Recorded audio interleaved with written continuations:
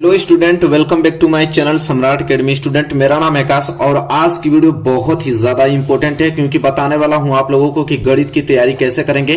अगर 2023 board exam की तैयारी कर रहे हैं क्लास 10th में और चाहते हैं आपके 100 में 100 नंबर आप लोगों का है तो वीडियो आप लोगों को पूरा देखना है। ठीक है, स्टेप बाय स्टेप एक एक सिलेबस पर डिस्कस करूंगा, कौन सा पॉइंट कौन सा टॉपिक आप लोगों को पढ़ के जाना है कि ताकि एग्जाम में वही आएगा वही करके आओगे और 100 में 100 नंबर लेकर आओगे। ठीक है, तो वीडियो को लाइक नहीं किए तो लाइक कर दो, चैनल पर नया है तो चैनल को सब्सक्राइब कर लो। ठीक है, अब वीडियो को शेयर भी कर दो आप जितने फ्रेंड आपके पास हैं।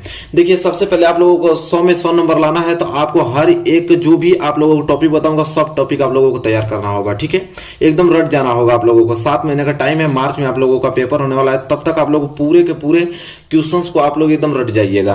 देखिए, सबसे पहला मैं आप लोगों को पॉइंट बताऊं तो यूक्लिड विभाजन प्रमेयिका। ठीक है, तो यूक्लिड विभाजन प्रमेयिका से हमें ज्ञात करने के लिए पूछता है एचसीएफ कि यूक्लिड विभाजन प्रमेयिका से एचसीएफ कैसे ज्ञात करें। तो ये जो पॉइंट है आप लोगों को आना ही चाहिए किसी कीमत पे। ठीक है, आप लोग एक क्वेश्चन 2 क्वेश्चन जितना भी क्वेश्चन आप प्रैक्टिस करना चाहते हैं कर लीजिए क्योंकि ये क्वेश्चन बनेगा कि यूक्लिड विभाजन प्रमेयिका से एचसीएफ ज्ञात कीजिए। अगर यह क्वेश्चन नहीं बना तो उसके बदले यह क्वेश्चन देता है कि अभाज्य गुणनखंड विधि द्वारा आप एचसीएफ ज्ञात कीजिए या एलसीएम ज्ञात कीजिए। ये दोनों टॉपिक पूछ देता है अभाज्य गुणनखंड विधि द्वारा। तो इन दोनों में से कोई ना कोई एक टॉपिक आना तय है। ठीक है, 2022 और 23 बोर्ड एग्जाम में 2022 में भी आया था। ठीक है, इससे क्वेश्चन और 2023 में सबको मालूम है कि जो 2022 में आप लोगों का 30% सिलेबस कम था वही 2023 में भी सेम वही आप लोगों का सिलेबस रहने वाला है। ठीक है, तो इन दोनों टॉपिकों को आप अच्छे से तैयार कर लीजिएगा। इसके बाद हम आगे बढ़े तो आप लोगों का यह तो आप लोगों का फिक्स है, ये तो आप लोगों को किसी कीमत पर तैयार करना है कि सिद्ध कीजिए कि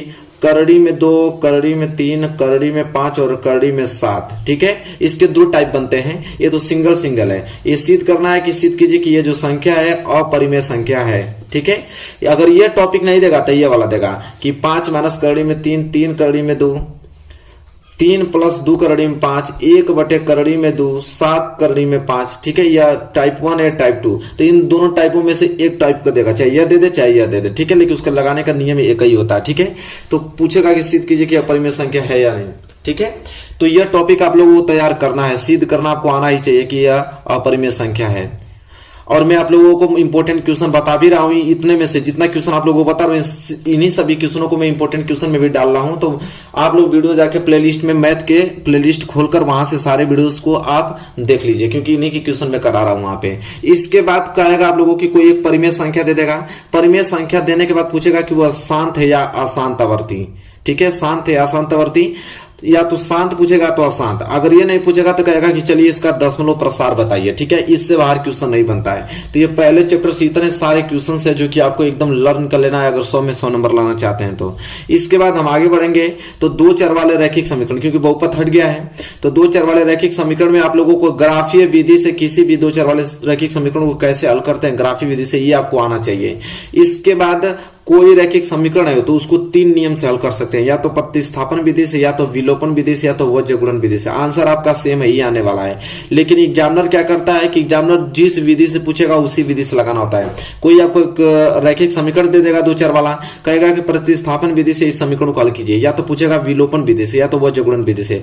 तो ये तीनों आप लोगों का विधि आना ही चाहिए। ठीक है, एकदम एक एक क्वेश्चन कर लीजिए और मैं इंपॉर्टेंट क्वेश्चन में करा भी रहा हूं। ठीक है, तो ये सारे टॉपिक आपको कवर हो जाने चाहिए। इसके बाद हम आगे बात करें तो रैखिक समीकरण युग में बदलकर हल करना। आपको 2 चर वाले रैखिक समीकरण एक दे देगा, कहेगा कि इसको रैखिक समीकरण युग्म में बदलकर हल कीजिए। बहुत ही ज्यादा इंपॉर्टेंट यह क्वेश्चन है, हमेशा पूछता है और इसके मोस्ट इंपोर्टेंट क्वेश्चन में करा रहा हूं। अगर आपको मालूम नहीं है कि किस प्रकार के क्वेश्चन आता है तो मेरे महत्वपूर्ण प्रश्न में जाके देख सकते हैं। मैथ वाले में डेली वीडियोस आपको देखने को मिल रहा है हर एक सब्जेक्ट के। ठीक है, इसके बाद आपको द्विघात समीकरण पर नंबर लगाना है। द्विघात समीकरण में कौन सा टॉपिक आपको याद करके जाना, तो मैं आपको बता दूं कि पूर्ण वर्ग बनाकर किसी भी द्विघात समीकरण को कैसे हल करते हैं ये तो आपको आना ही चाहिए। ठीक है, इसके बाद सूत्रों द्वारा मतलब सीधाचार्य नियम जानते हैं ना आप लोग, x बराबर प्लस माइनस बी करने में बी स्क्वायर माइनस 4ac बटे 2a होता है ना, ये सूत्रों द्वारा। तो सूत्रों द्वारा आप लोगों को कोई द्विघात समीकरण को कैसे हल करते हैं ये आपको आना चाहिए। आज एक होता है गुणनखंड विधि द्वारा, सिंपल देगा, कहेगा गुणनखंड विधि से आप इसको ज्ञात कीजिए इसका हल। इसके बाद में बात करूं तो विविक्तकर आपको आना चाहिए, विविक्तकर कैसे निकालते हैं और फिर मूलों की प्रकृति हम कैसे ज्ञात करते हैं, ये आप लोगों को आना ही चाहिए। ठीक है, तो ये सारे टॉपिक आप लोगों को एकदम क्लियर हो जाने चाहिए मेरे प्यारे विद्यार्थियों। अगर इतना टॉपिक अगर क्लियर करते हैं तो बहुत ही अच्छा नंबर आपको मिलने वाला है। इसके बाद हम बात करें तो देखिए निर्देशांक ज्यामिति में आप लोगों को देखिए ग्राफ से किसी भी इक्वेशन को कैसे हल करते हैं। आपको दो इक्वेशन देगा, उसको ग्राफ से हम लोग उसका आंसर निकालेंगे, ठीक है। एक दूरी सूत्र होता है, दूरी सूत्र तो बहुत ही ज्यादा इंपॉर्टेंट है, इसको तो आपको याद करना ही है। फिर विभाजन सूत्र, आंतरिक विभाजन और वाय विभाजन से एक क्वेश्चन बन जाता है जो कि बहुत ही ज्यादा इंपॉर्टेंट है, तो इसको आपको आना चाहिए।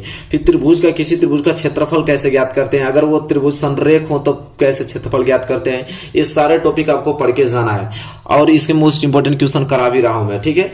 इसके बाद त्रिभुज की बात करें, त्रिभुज में देखिए त्रिभुज में टोटल 9 टॉपिक आपको याद करके जाना है। कितने? 9 टॉपिक।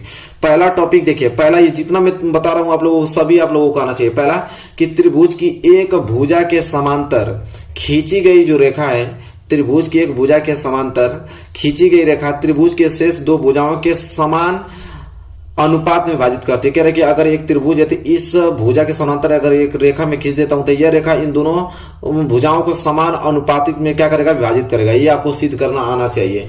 इसके बाद दूसरा आप लोगों का, इसी जो 9 बताऊंगा टोटल 9 में से ही आप लोगों को पूछा जाएगा, इससे बाहर नहीं आएगा। फिर दूसरा कि त्रिभुज की 2 भुजाओं को समान अनुपात में विभाजित करने वाली जो रेखा है वो तीसरी भुजा के समांतर होती है। जस्ट इसका उल्टा है, जस्ट इसका क्या है? उल्टा दिया है। इसके बाद तीसरा, मैं सभी एक एक पर मैं आप लोगों को सिद्ध करके दिखा दूंगा, ठीक है, ताकि प्रैक्टिस हो पाए और एग्जाम में आप अच्छा स्कोर कर पाओ। सबका मैं सोल्यूशन आप लोगों को करा दूंगा। तीसरा है कि यदि 2 त्रिभुजों में संगत कोणों का एक युग्म बराबर हो और उनकी जो संगत भुजाएं समानुपाती हो, मतलब अनुपातिक में हो, तो त्रिभुज क्या होता है? समरूप होता है, ठीक है। ये आप लोग लिख लीजिए, अभी जितना आ रहा है आप लोग कर लीजिएगा, जो नहीं आ रहा कमेंट कीजिएगा, मैं सबका सोल्यूशन बता दूंगा। चौथा है कि यदि 2 त्रिभुज में संगत भुजाओं का एक युग्म जो है अनुपातिक हो और आंतरिक कोण क्या हो? बराबर हो, तो त्रिभुज समरूप होते हैं, ठीक है। ये चौथा है, इसको ये सभी पूछे जाएंगे। इन्हीं 9 बता रहा हूं आप लोगों को, त्रिभुज में 9 आप लोगों पर में 9 में से ही आने वाला, इससे बाहर नहीं आएगा, ठीक है। पांचवा जो आप लोगों पर में है वो है कि एक त्रिभुज का एक कोण दूसरे त्रिभुज के संगत कोण के बराबर हो तथा उनकी संगत भुजाएं अनुपातिक हो, तो त्रिभुज क्या होता है? समरूप होता है, ठीक। छठवां जो टॉपिक है, छठवां यह है कि यदि समकोण त्रिभुज के समकोण वाले शीर्ष से कड़ पर लंब डाला गया हो, करा कि यदि समकोण त्रिभुज के समकोण वाले शीर्ष से कड़ पर लंब डाला गया हो तो लंब रेखा के दोनों ओर के त्रिभुज परस्पर और मूल त्रिभुज के क्या होते हैं? समरूप होते हैं, ठीक है। ये आपका क्या है? छठवां है। छठवां की बात आप 7वां देखें तो 7वां यहां पे है कि समरूप त्रिभुजों के क्षेत्रफलों का अनुपात जो होता है ना, संगत भुजाओं के वर्गों के समानुपाती होता है। ये 7वां है। 8वां जो है कि एक समकोण जो त्रिभुज में कर्ण का जो वर्ग होता है अन्य 2 भुजाओं के वर्गों के योगफल के बराबर होता है। मैं इतना जल्दी इसलिए पढ़ रहा हूं कि मैं तो इसका सोल्यूशन करा नहीं रहा हूं अभी, बस मैं पढ़ रहा हूं कि आप लोग इसको नोट करके घर से आप इसको लगा के आइए, ठीक है। इसके बाद जो फंस रहा है उसको हमको कहिए, नहीं तो पूरा 9 का ही मैं सोल्यूशन दे दूंगा आप लोगों को, ठीक है, सही रहेगा। चलिए नोट कीजिए 9 प्रश्न, और जो आपको आ रहा है स्कूल में पढ़े हैं और कहीं से कोचिंग वगैरह पढ़े हैं तो वहां से आप इसको कर सकते हैं, ठीक है, क्योंकि यह पेपर में आप लोगों को पूछा जाएगा। इसके बाद हम बात करें तो है कि किसी त्रिभुज में यदि एक भुजा का वर्ग अन्य 2 भुजाओं के वर्गों के योगफल के क्या है? बराबर हो, तो पहली जो भुजा के सामने का जो कोण होगा वो क्या होता है? समकोण होता है। तो 9 में आप लोगों को त्रिभुज में टॉपिक बता दिया हूं। ये 9 बहुत ही ज्यादा इंपॉर्टेंट है, ठीक है, इसको आप लोगों को एकदम तैयार करके जाना है। इसके बाद हम बात करें तो रचना में मात्र 3 ही रचना इस बार आप लोगों को पूछा जाएगा। 3 रचना अगर आप तैयार कर लेते हैं तो आप लोगों का नंबर बिल्कुल फिक्स हो जाएगा रचना से। रचना पहला है कि दिए हुए रेखाखंड का दिए हुए अनुपात में विभाजन करना। एक रेखाखंड दे देगा, उसके कोई ना कोई अनुपात आपको देता है, उसी अनुपात में विभाजित करना होगा, ठीक है, आंतरिक विभाजन के लिए, मतलब आंतरिक जो त्रिभुज में आंतरिक रूप से उसको विभाजित करें, वो आपको क्वेश्चन पूछा जाएगा, मैं आपको बता दूंगा, ठीक है। इसके बाद दूसरा है कि एक वृत्त के बाहर स्थित एक बिंदु से उस पर स्पर्श रेखा की रचना कीजिए। कह रहा है कि कोई एक वृत्त है और वृत्त के बाहर एक बिंदु है, उस पर स्पर्श रेखा की क्या करना है? रचना करना है। मैं आप लोगों को पूरा डिटेल में डिस्कस करने वाला हूं, ठीक है।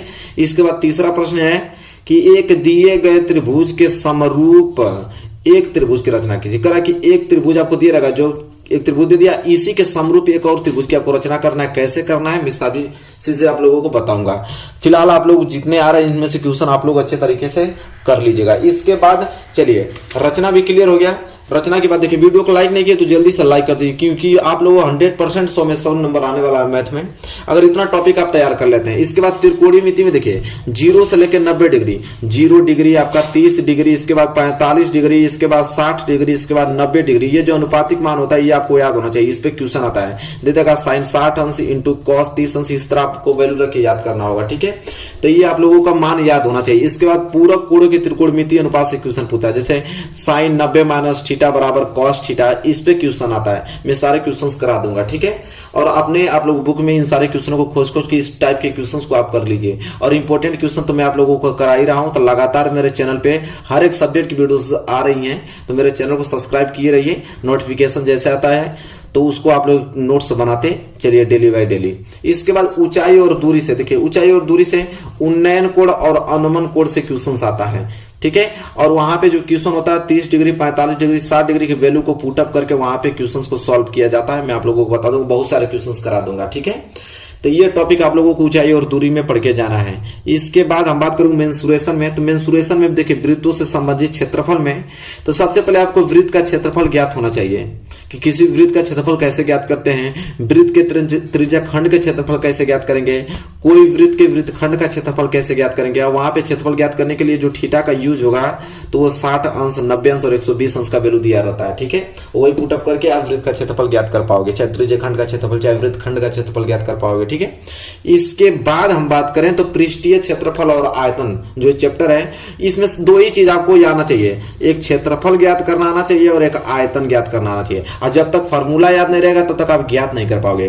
तो देखिए घन हुआ, घनाभ हुआ, गोला हुआ, अर्धगोला, लंबवृत्तीय, बेलन हुआ, शंकु हुआ और शंकु छिन्नक हुआ, इतने चीजों का आपका क्षेत्रफल का फार्मूला और आयतन का फार्मूला याद होना ही चाहिए, क्योंकि फार्मूले पे ही क्वेश्चन आपका आता है। तो इतना टॉपिक का क्षेत्रफल और आयतन का फार्मूला अगर याद है तो एक क्वेश्चन पूछेगा, अर्धगोले का क्षेत्रफल पूछ देगा, वैल्यू दे देगा, आप रखिए मान निकालिए।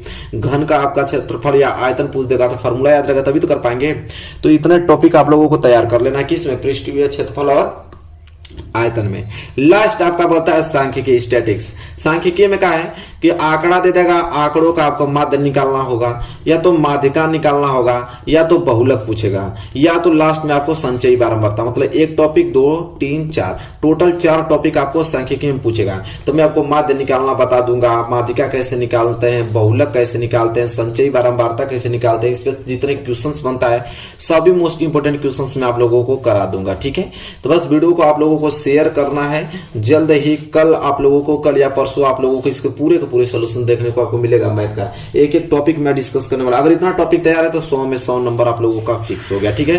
तो मेरे प्यारे विद्यार्थी, वीडियो कैसी लगी बताइए। वीडियो अच्छी लगी है तो प्लीज लाइक कीजिए और चैनल पर नए हैं तो चैनल को सब्सक्राइब करके बेल आइकन को